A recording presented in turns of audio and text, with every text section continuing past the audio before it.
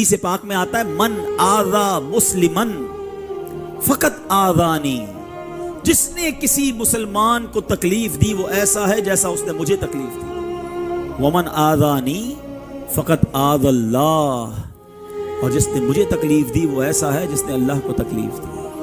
ہم صبح ہمارے ملازم کے لیے جو منہ میں آتا ہے بول دیتے ہیں، رشتہ داروں کو، غریب لوگوں کو، نماز پڑھنے آتے ہیں تو بیچارے کسی خادم کو کوئی سنا کے چلا جاتا ہے، کیا اس کا دل نہیں ہے؟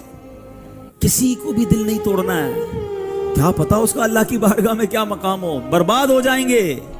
تو کبھی کسی کے ساتھ جو ہے نا بدتمیزی نہیں کرنی ہے، اور یہ اسٹرکچر ایگزسٹ کرتا ہے، اس کو مانو۔ ایسی روایتیں موجود ہیں کہ خربوزہ بیچنے والا کسی بزرگ نے بھیجا کہ جاؤ فلاں خربوزے والے کے پاس، وہ اس وقت کا کتب ہے، وہ اس وقت کا ابدال ہے،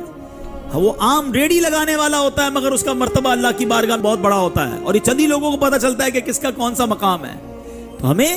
سب کے ساتھ محبت